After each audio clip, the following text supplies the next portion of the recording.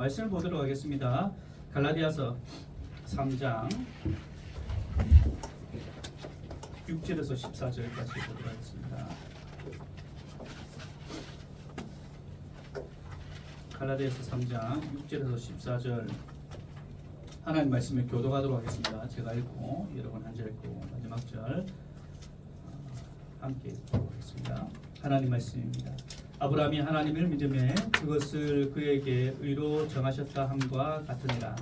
그런즉 믿음으로 말미암은 것들은 아브라함이 거둔 줄 알지어다. 또 하나님이 이방을 믿음으로 말미암아 의로 정하실 것을 성경이 미리 알고 먼저 아브라함에게 복음을 전하되 모든 이방인이 너로 말미암아 복을 받으리라 하였느니라.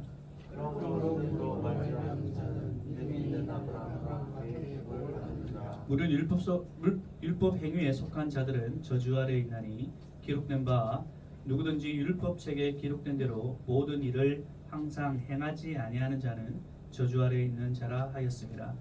또 하나님께서 아무도 율법으로 말미암아 이렇게 되지 못하시니라.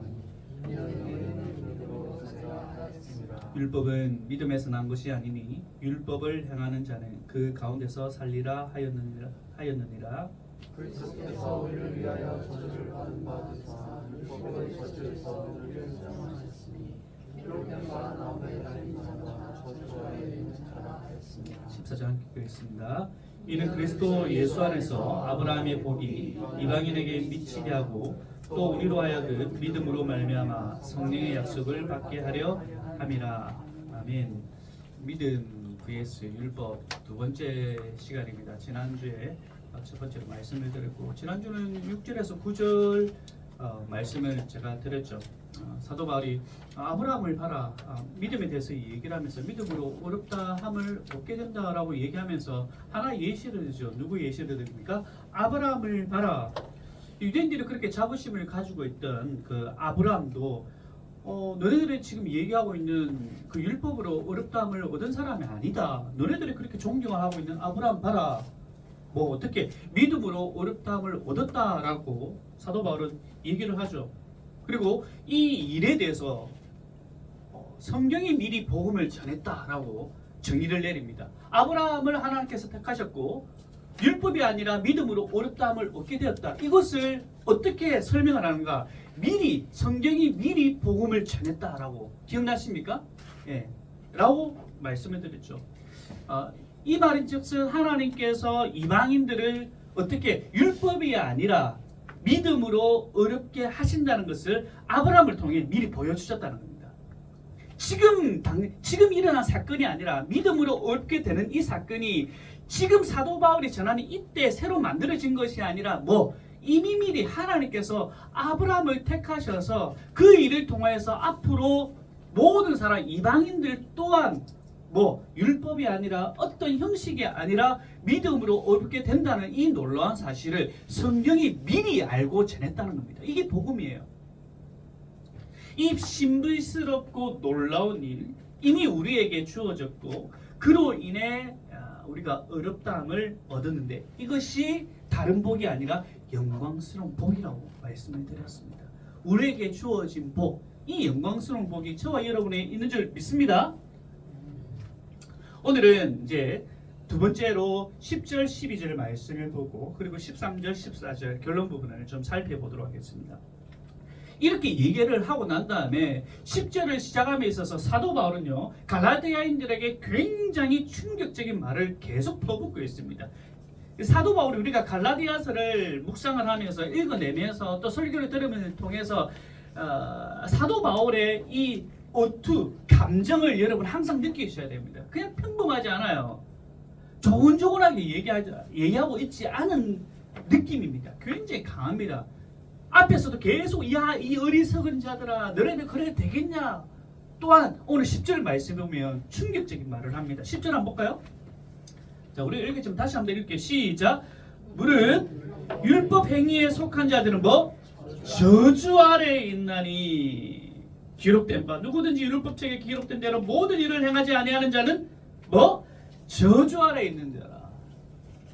한 번은 인용해서 얘기를 하고 있고 그 인용한 말씀을 가지고 첫 번째로 얘기하죠. 너네들 저주 아래 있어. 문자적으로 보니까 우리가 뭐 대충 저주 아래 있는갑다라고 우리가 생각할 수도 있고, 또 읽어낼 때는 그냥 대충 이렇게 읽어낼 수도 있습니다. 여러분들이 갈라디아인이 되어주시고, 그리고 율법주의자들이 여러분이 한번 되어보시기 바랍니다. 저는 사도 바울입니다. 너네들 저주 아래 있어. 이래도 눈 깜짝 안 하는 여러분들, 지금 이런 상황이라니까요. 열심히 뭔가 믿고 있는데 거기 나타나서 지적합니다. 잘해야 돼. 이렇게 하면 안 돼. 좀 더 해보자. 우쭈우쭈우쭈 하는 게 아니라는 거예요. 지금 여러분처럼 믿음을 가지고 있다라고 생각하는 자들을 향해서 얘기합니다. 너 저주 아래 있어. 저주 아래 있어.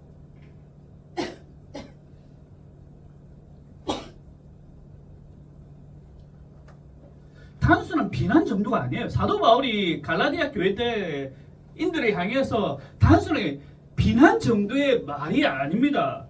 이 저주를 단순하게 너네들 불운이 좀 있을 거야, 뭔가 좀 운이 없는 일이 발생할 거야 정도로 얘기를 하고 있지 않습니다. 이 저주라는 히브리어 단어는 카타라라는 단어인데요. 이 단어는 하나님께서 죄에 대해서 선포하시는 법적 심판 선언입니다.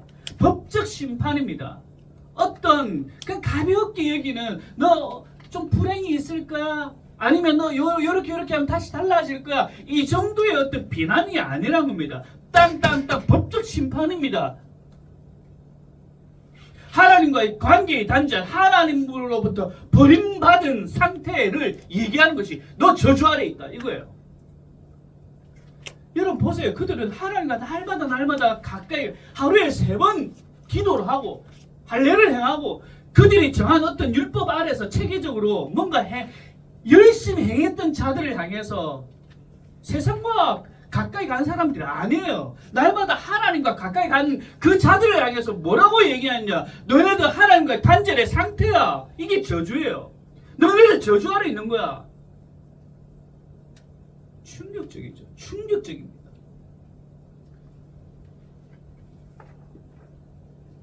여러분 이렇게 믿음 생활 잘하고 있는데 다른 목사님이, 제가 빠진 가운데 다른 목사님 오셔가지고 여러분들 향해서 지옥 갑니다 이러면 여러분들 어떻게 했어요? 승찬이 이런 말 들으면 어떻게 하겠어? 나 지옥 가. 당신 말씀 맞습니다. 이렇게 할 겁니까? 어떻게 하겠어요?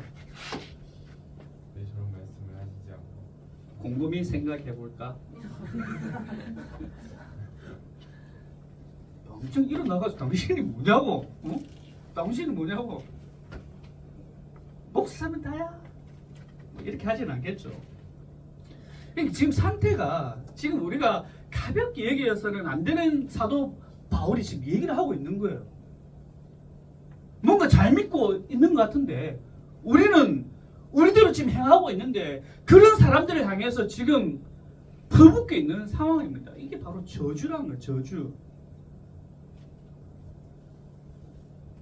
심각해요. 충격적인 말을 지금 하고 있는 겁니다.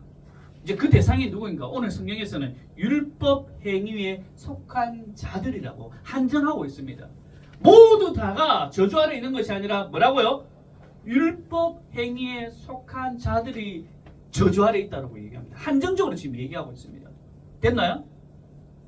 됐나요? 어떤 목사님이 다시 와서 여러분들 다 심판받을 것입니다. 지옥 갈 겁니다. 단 예수님을 믿지 않는 자들. 됐나요? 그러니까 여기에서 이제 괄호를 들어가서 율법 행위에 속한 자들이 내가 아니면 어떤가요? 반대로 생각하시면 된다는 말이죠. 됐나요? 하지만 지금 이 말을 듣고 있는 자들, 첫째로 누구입니까? 믿음으로만이 아니라 율법의 행위에 있는 자들, 또한 갈라디아서 1장에서 기록된 어떤 사람들이라고 1장에서 얘기를 하고 있습니다. 그 어떤 사람들, 바로 예루살렘에서 온 율법주의자들, 유대주의자들, 그들에게 지금 얘기를 하고 있는 거예요. 율법 행위에 속한 자들, 행위에 복음에 근거한 믿음으로 내가 자유함을 얻었다. 여기에서 더해서 율법, 행위에 근거한 복음을 추구하려고 했던 그 갈라디아인들, 바로 행위에 속한 자들이지 않습니까? 더 완벽하게 남들과 더 구별되게 믿어보려고 했던 그 열심의 결과가 저주. 뭔가 남들과 조금 더 특별하게 다르게 믿어보려고 했던 그 열심이 저주다? 충격적이죠. 지금 10절 말씀만 들어도 충격적입니다.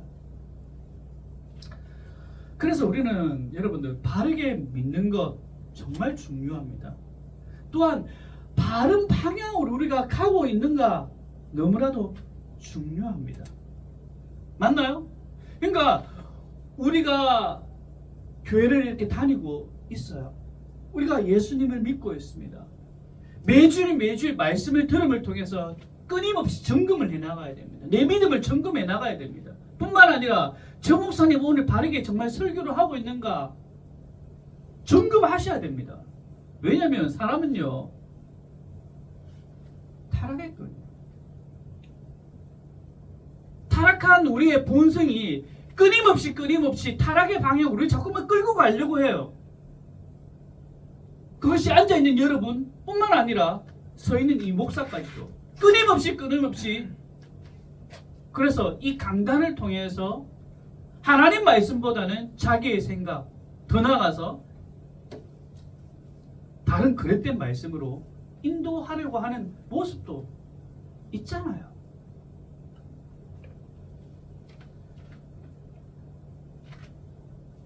오늘 사도 바울이 이렇게 강력하게 말하는 근거가 뭘까요? 너네들 저주 아래 있어. 보통 말이 아니라고 했잖아요. 이렇게 강력하게 선포한 근거가 뭘까요? 오늘 성경은 이렇게 얘기합니다. 사도 바울이 기록된 바. 너네들 저주 아래 있어. 이 말을 강력하게 할 수 있었던 근거가 무엇이냐? 이겁니다. 오늘 뭐라고 얘기하냐면 사도 바울은요 기록된 바 뭐죠? 바로 성경입니다. 이렇게 너네들 율법만으로 율법 믿음 플러스 율법으로 구원을 얻는다라고 하는 너네들 생각들 이건 정말 저주 아래 있는 거야. 하나님과의 단절의 관계야 라고 강력하게 할 수 있었던 그 근거가 무엇인가? 기록된 바 그게 뭡니까? 성경입니다. 사도 바울이 강력하게 선포할 수 있던 것은 그 당시 세상의 어떤 학문을 가지고 이런 학문에서 기록된 바가 아니라 그 당시 유행했던 어떤 철학을 근거해서 너네들 저주받아 이것이 아니라 뭐죠? 기록된 바 성경이란 사실입니다. 말씀의 중요성, 말씀의 근거를 둔다는 거예요.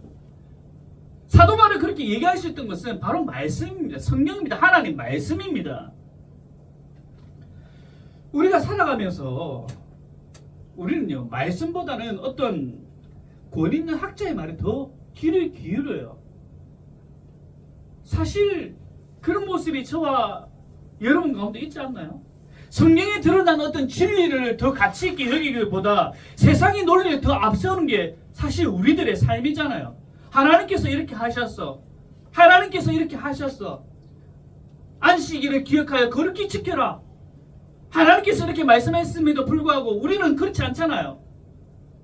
여러 가지 세상의 논리적인 판단을 가지고 우리가 행하는 부분들이 많잖아요. 성경을 별 볼 일 없는 것으로 여기진 않나요?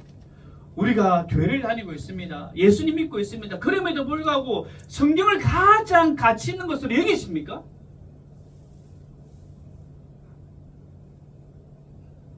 오늘 사도 바울은 그렇게 많은 사람들 앞에서 너네들 저주받을 거야 라고 선포할 수 있었던 가장 근원적이고 강력한 힘이 어디서 나오는가? 성경에서 기록되었다는 겁니다. 하나님 말씀이라는 겁니다. 내 말이 아니라 하나님이 그렇게 말씀하셨다는 겁니다.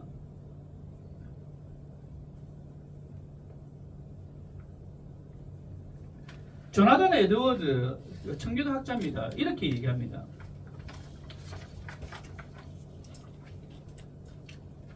보세요.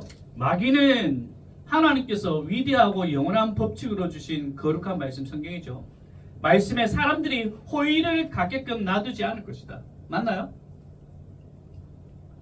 끊임없이 영적인 사단은요, 하나님께서 위대하고 영원한 법칙으로 주신 우리의 삶의 법칙으로 주신 그 하나님의 거룩한 말씀에 사람들이 호의를 갖게끔 놔두지 않을 것. 성경을 읽어야지. 성경이 정말 하나님 말씀이고 진리이고 사수해야지. 이런 호의를 가진 마음을 안 줄 거란 말이에요. 끊임없이 성경과 핸드폰이 있으면 무엇을 집중하게 하십니까? 우리 사단께서는? 또 읽어요. 사람들을 미혹시키려는 오류의 영. 사단을 오류의 영이라고 이분이 얘기합니다. 오류의 영이 보세요. 오류 없는 법칙 뭐죠? 성경이죠. 오류 없는 법칙. 오류 없는 법칙에 대해 고상한 견해를 갖게 하고 그것을 깊이 생각하게 하며 또 그것들과 친숙하게 만들려고 하겠는가 사단이? 안 그렇겠어요? 성경을 깊이 살펴보고 이 말씀이 이 말씀이지. 그에 대해서 깊이 생각하고 그것과 친숙하게 만들려고 하겠는가? 누가? 오류의 영 사단이.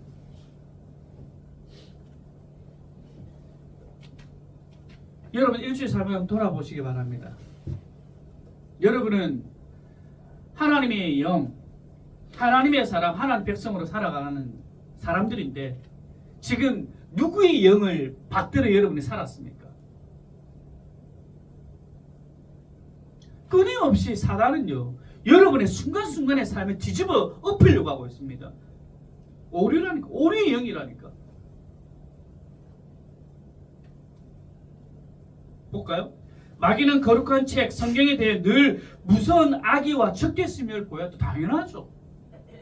마귀는 그런 존재니까요. 성경을 하나님 말씀을 두려워하는 존재입니다. 그래서 성경의 빛을 끄려고 자기 힘으로 할 수 있는 모든 일을 해왔다. 지금도 마귀는 여전히 성경의 적대적이며 그 안에 담긴 모든 말씀을 증오한다. 여러분은 어떠신가요? 증오한다는 것이 정말 하나님의 말씀 성경 나 싫어 이 정도로 여러분 여기십니까? 성경을 안 보는 것 자체입니다. 여러분 끔찍하지 않나요?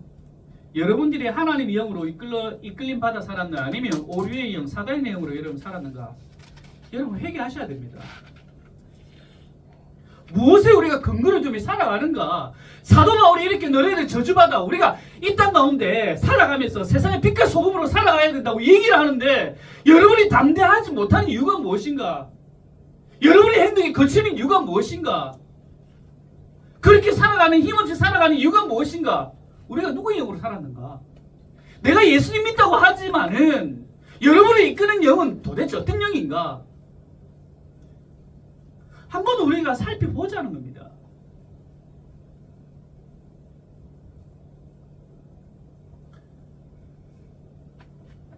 저는 여러분들이 그 오류의 영이 아니라 하나님 영으로 충만하게, 그러니까 하나님 뜻 가운데 살아드는 줄 믿습니다.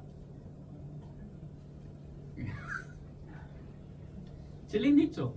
찔림이 있어야 됩니다. 찔림이 있어야 돼요. 승천이 왜? 이거 뭔데 이게? 내 잘 안 보이나? 목사님 바르게 살았나 이거가? 저도 못 살았습니다. 그러니까 우리가 말씀 앞에 서면 찔려야 돼요. 찔리고 자꾸만 내 가슴이 아파하고 내가 이렇게 살지 않아야지 라고 하는 이 메시지가 여러분 가운데 자꾸만 흘러가야 되는 거예요. 나 잘 될 거야. 괜찮을까? 아니야. 뭘 잘 되겠어요. 제가 얘기했잖아요. 우리에게 이미 주어진 복이 우리 가운데 놓여져 있다니까. 이 복을 자꾸 헤아리지 못하니까 딴짓을 하는 거예요. 자, 기록된 말씀이 뭔가? 신명기 27장 26절의 말씀입니다. 너 저주받을 거야 이렇게 얘기한 근거가 무엇인가? 세상적인 학문이라 세상적인 논리를 끄집어낸 것이 아니라 사도 바울이 이렇게 강력하게 그 사람들을 향해서 이렇게 퍼부을 수 있는 강력한 근거가 무엇인가? 기록된 바 성경입니다. 인용을 하는 거죠. 신명기 27장 26절 말씀입니다. 읽겠습니다. 시작. 이 율법의 말씀을 실행하지 아니한 자는 뭐? 율법을 실행하지 않는 자들은 저주를 받을 것이다. 이 말씀을 사도 바울이 인용해서 사람들에게 얘기를 하는 겁니다. 나중에 얘기하겠지만은 뒤에도 나와 있지만 율법을 완전하게 행하면 구원받습니다. 율법을 완전하게 행하면 구원받아요. 하지만 이 말을 이 구절을 끄집어 왔다는 것을 율법을 완전히 행할 수 있다 없다. 나중에 보겠습니다. 이 말씀을 좀 직역하자면 누구든지입니다. 누구든지 맞죠? 누구든지 율법책에 기록된 모든 것들에 머물러 그것들을 행하지 않는 사람은 저주 아래 있다. 내가 율법에 속해 있다라고만 생각을 하고 행하지 않으면 저주 아래 있다는 겁니다. 내가 교회를 열심히 다니고 있다. 하지만 예수를 믿지 않으면 저주를 받는 겁니다.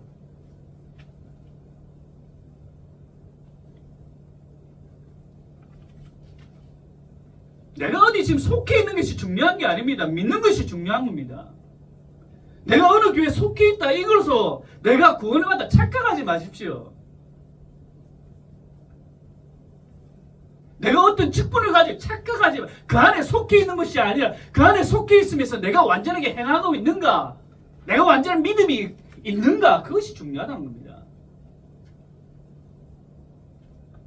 자 보세요. 성경이 얘기합니다. 모든 것들 행해야 된다고 얘기합니다. 자 여러분들 우리가 한두 가지 아니 조금 더 인심을 써서 서너 가지는 우리는 할 수 있다고 생각을 합니다.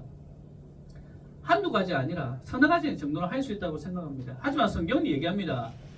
서너 가지가 아니라 모든 것들이라고 얘기를 하고 있죠. 예를 들어서 이 당시에 할례를 행하는 것, 그리고 안식일을 지키는 것, 그리고 그들이 좋아하는 시장에 나가서 많은 사람들 보는 앞에서 기도하는 것, 그 정도는 할 수 있겠죠. 또 자기 주머니에 돈 좀 있으면 사랑을 베푸는 것, 이 정도 할 수 있겠죠. 아니 서너 가지 더 이상 할 수 있겠죠. 성경은 얘기합니다. 모든 것, 율법에 기록된 모든 것들이 합니다.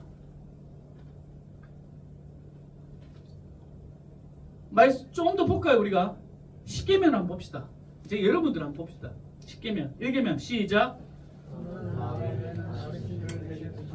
얘기합니다. 이제 모든 것들 그래 그럼 됐고 성경에 365가지 율법이 있다고 하는데 그 다 일단 내려놓고 10가지만 보자는 겁니다. 10가지만 여러분들 체킹하십시오. 너는 나 외에 다른 신들을 내게 두지 말지니라. 여러분들에게 이미 신이 있지 않습니까? 유튜브 신. 늘 그분 앞에서 주목하시고 살펴보시고 그분께 모든 지식을 구하시고 하나님께 구하지 않지 않습니까? 하나님 앞에서 기도하면서 구합니까? 자 1계명 벌써 땡이에요. 자 2계명 시작.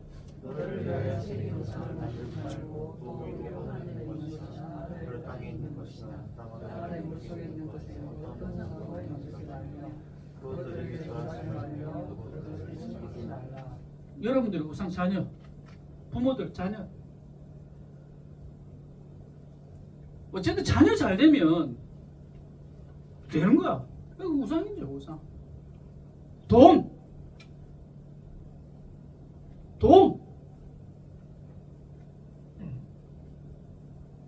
우리가 알게 모르게 우리 안에 우상들. 자, 두 가지 이제 다 지키면 됩니다. 일단은 자 봅시다. 3번 시작. 여러분들의 행위를 통해서 하나님의 이름이 영광 받으십니까? 아 너를 보니까 정말 예수님 살아계시고 정말 내가 교회를 다니겠다 보입니까?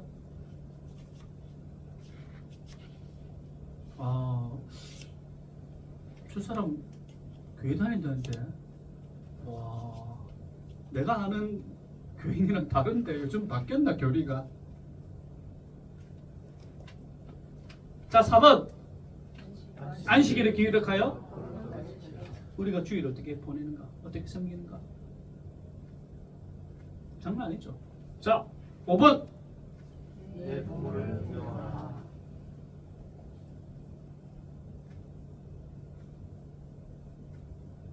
추석 전에 저는 어머니를 울렸습니다. 제가 설교문을 막 적으면서도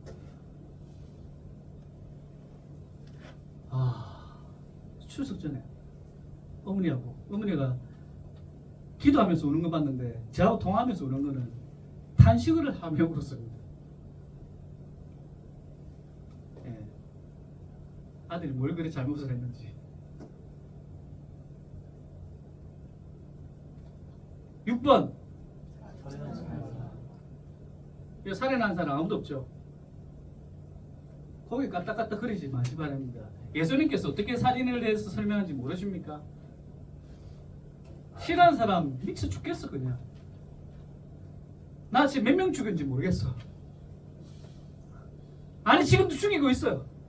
내 안에 왜 그리 싫어하는 사람이 많은지 지금도 화해하며 사랑으로 덮어야 될 사람임에도 불구하고 여전히 내 안에 싫어하는 사람이 존재해요. 뭐 성경에서 얘기합니다. 예수님께서 그건 살인이야.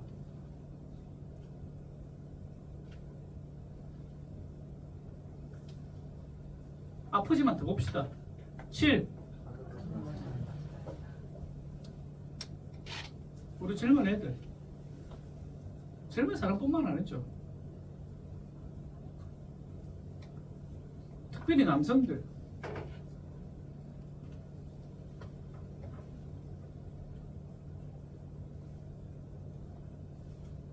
지금 하나도 지킨 게 없어요. 자, 8. 잘 생각해 보십시오. 9. 10. 와, 엄마 저 집은 아파트에 사는데 와, 우리 아들 늘 얘기해요. 아파트. 좀 옮겨주세요. 제 집을. 아니가. 아빠도 좋다고 맞지.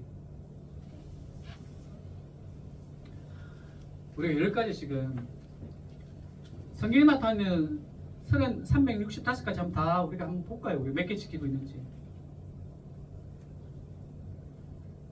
율법에 오늘 사도 바울 율법 행위에 속한 자들, 율법을 지키는데 뭐 일부 계명만 집착하는 자들이에요. 그러니까 일부만, 그들이 일부만 지키, 할례를 행하는 거, 많은 사람들 앞에서 시장 앞에서 기도하는 거, 뭐 좀 구제하는 거, 일부만 지키는 자들, 모든 계명을 지키는 자들이 아니라 그런 자들을 향해서 오늘 성경은 율법에서 뭐라고 얘기하는가? 저주 아래 있다는 겁니다. 여러분들에게 질문하겠습니다. 여러분은 지금 하나님 앞에서 은혜로 삽니까? 아니면 어떤 규칙을 지킴으로 평안함을 누리고 있습니까?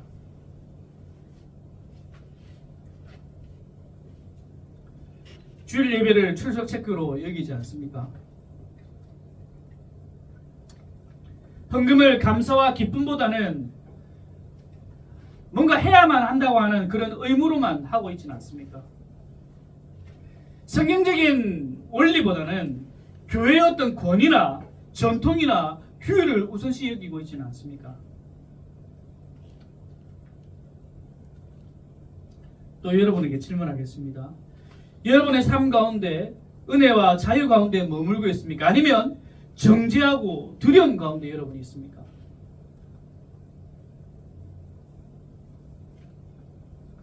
오늘 말씀은요, 우리 자신을 살피게 만드세요. 율법에 속한 자들, 율법에 머물고자 하는 자들, 이러한 우리의 율법적 신앙의 모습이 있지 않은지 면밀히 살펴야 됩니다. 만약 우리 가운데 그런 현대적인 어떤 율법주의가 우리 가운데 놓여져 있다면 돌이키는 은혜가 있기를 간절히 소원합니다. 율법에 머무는 자들은 저주이기에 당연히 율법으로는 어렵게 될 수 없음을 계속적으로 얘기하고 있는데요. 11절입니다. 읽겠습니다. 시작.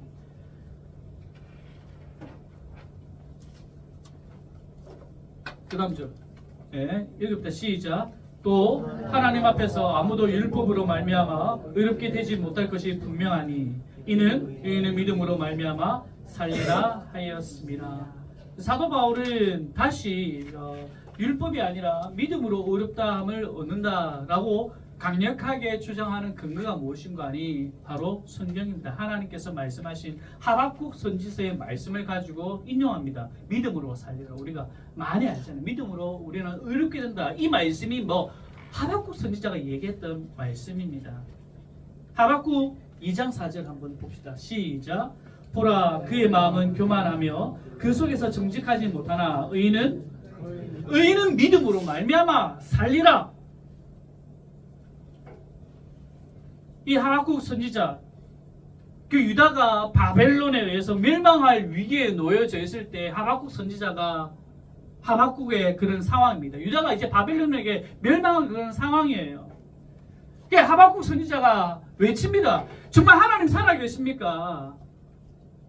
어떻게 악한 자들이 더 잘되고 믿는 자들이 저 믿지 않는 저 나라에 우리가 횡포를 당하게 되고 우리나라가 망하게 되어집니까? 하나님을 따르지 않는 자들이 더 강해져 가고 이러다 우리 죽겠습니다. 하박국 선지자가 외칩니다. 하나님 앞에서. 하나님 죽겠습니다. 왜 악한 자들이 더 저렇게 잘 됩니까? 지금 외치는 거예요.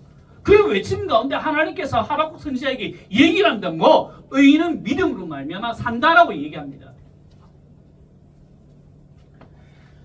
이 산다라고 하는 그 여희라는 이 단어가 단순하게 숨만 쉬고 숨만 깔딱깔딱 쉬고 이런 산다는 의미가 아니라 이 산다라는 말은요, 하나님과의 관계 안에서 계속 살아가는 것을 의미합니다.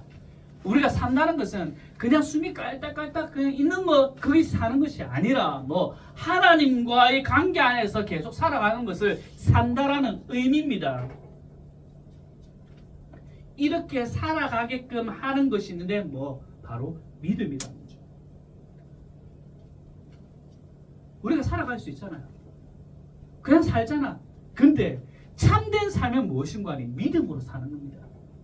그래서 믿음을 지난주에 제가 얘기할 때 그 신실함, 하나님과의 신실함. 사도 바울이 지금 무엇을 강조하기 위해서 이 하박국 선지자의 말씀을 인용하고 있습니까? 바로 믿음이죠. 믿음. 고난 중에도 흔들리지 않는 믿음. 혼란 속에서도 신실하게 주를 바라보는 믿음.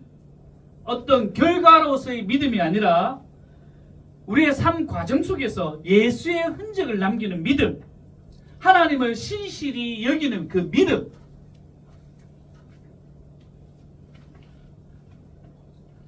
됐나요? 믿음으로 살리라. 그냥 살아가는 것이 아니라 앞에 믿음으로. 그냥 여러분의 하루하루 그냥 살아가는 거. 내가 오늘 살아냈다라고 말할 수 있는 것은 믿음으로. 그 믿음이라는 것은 하나님과의 관계 안에서 살아가는 것. 이번 한 주간 우리가 또 한 주간 살아갈 텐데 그냥 24시간 그냥 보내는 거, 그건 내가 오늘 잘 살았다 라고 얘기할 수 없는 겁니다. 믿음으로 사는 것. 어떻게든 하나님과의 관계 가운데 어떻든 하나님께서 내게 말씀하시는 바가 무엇인지를 깨달으면서 깊이 생각하면서 그렇게 살아가는 겁니다. 지금까지 살펴본 바에 의하면 마치 율법이 악한 것처럼 느껴질 수도 있어요. 지금까지 설교 말씀을 들어보면요. 그렇게 오해할 수가 있기 때문에 사도 바울은 12절에 이렇게 기록합니다. 율법은 믿음에서 난 것이 아니니 율법을 행하는 자는 그 가운데서 살리라. 그러니까 율법을 행하는 자는 산다고 얘기합니다. 이 부분은 제가 다음 주 그 15절 이후에 또다시 이 부분을 설명하고 있거든요. 그래서 좀 넘어가도록 하겠습니다. 이제 마지막입니다. 마지막. 율법 아래 있는 자들은 이제 저주이다라고 선포합니다. 하지만 이제 13절 14절에서 쾅 결론을 던집니다. 아주 중요한 말씀입니다. 복음 중에 복음, 다시금 이들을 깨닫게 하기 위한 하나님 말씀이 선포되어집니다. 13절 14절 읽읍시다. 시작. 저주받은 바 되사 율법의 저주에서 우리를 속량하셨으니 기록된 바 나무에 달린 자마다 저주 아래 있는 자라 하였습니다. 이는 그리스도 예수 안에서 아브라함의 복이 이방인에게 미치게 하고 또 우리로 하여금 믿음으로 말미암아 성령의 약속을 받게 하려 합니다. 이제 절정의 복음을 선포합니다. 놀랬죠? 우리가 저주 아래 있다니 뭐야? 이게 뭐야? 그랬다면 어떻게 해야 되는가? 다시금 원래대로 돌아가게끔 다시금 얘기합니다. 복음의 진리를 얘기합니다. 믿음에 있는 자들에게는 믿음에 갖고 있는 자들에게 이 복음의 절정이 있는데 첫 번째로 율법의 저주에서 우리는 속량받았다. 율법의 저주에서 오늘 얘기했죠. 율법의 저주에서 우리는 속량받았다. 모든 율법을 행하면 산다라고 얘기를 합니다. 하지만 뭡니까? 평생 매여 살아야 되는 거죠. 자유함이 있을까요? 없을까요? 없습니다. 우리에게 주어진 복음이 없으면 우리는 365가지가 아니라 일단 그 10가지 계명 가운데서 자꾸만 매여 살아야 됩니다. 자유함에서 그 계명을 지키는 것이 아니라 1계명 지키면 살아야지, 2계명 지키면 살아야지, 3계명 지키면 살아야지, 나 지켰어 나 살 수 있어. 늘 끊임없이 감사함과 기쁜 마음으로 지키는 것이 아니라 오히려 뭡니까? 살기 위해서 억지로 불편함으로 두려움으로 율법을 계속 지키게 되는 거죠. 하지만 우리는 이 율법에서 속량함 받았다는 겁니다. 이 놀라운 복인 거죠. 예수 믿지 않는 사람들 이사도 마음대로 못 가잖아요. 날 받아놓고 가잖아요. 우리에게 주어진 복, 이 얼마나 이 자유함. 그리고 두 번째로 아브라함의 복을 받았다고 합니다. 유대인만이 아니라 이방인들, 바로 저와 여러분이잖아요. 아브라함이 받았던 그 복이 우리 가운데도 누리는 그 복이라는 거. 그리고 세 번째로 오늘 얘기합니다. 성령의 약속을 받았다. 또 다른 능력이 우리 안에 임한다는 것이 아니라 하나님 자신이 우리 가운데 내주한다고. 그 복이 이미 우리 가운데 있다는 겁니다. 다수라는 어떤 감정의 변화, 그것이 아니라 하나님의 뜻을 행하는 능력이 우리 가운데 있다 없다? 있다는 겁니다. 나는 연약해서 나는 약해서 자꾸 이러지 마시기 바랍니다. 자꾸 그 오리의 영을 따라가지 마시기 바랍니다. 그 세력보다 더 큰 세력, 바로 그 하나님의 내주하심 우리 가운데 있다 없다? 있다는 겁니다. 할렐루야. 이걸 믿고 살아가는 겁니다. 이것이 믿음입니다. 그러한 복이 오늘 13절 14절에 이 귀한 복들이 우리에게 주어졌다는 겁니다.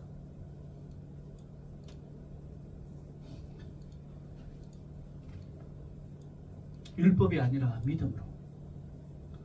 무엇을 믿는가? 오늘 얘기하죠.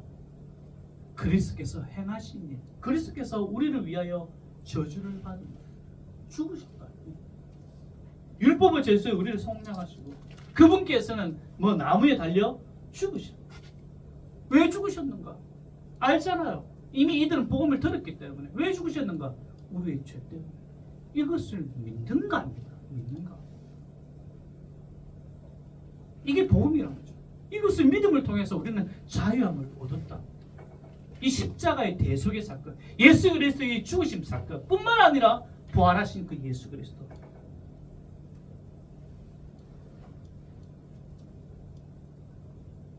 마지막 이 한마디만 하고 마치겠습니다.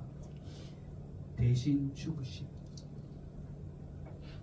내가 죽어야 되는데 오늘 성경은 대신 죽으셨다. 누가? 예수께서. 이번 한 주간도 우리가 율법으로 자꾸만 행하려 했던 우리의 모습이 있다면 우리가 회개하시고 대신 죽으신 예수 그리스도, 이 복음 앞에서 내가 믿음으로 살아내. 그 살아냄을 통해서 하나님 앞에 기쁨과 영광을 올려드리는 저와 여러분 되기를 간절히 소원합니다.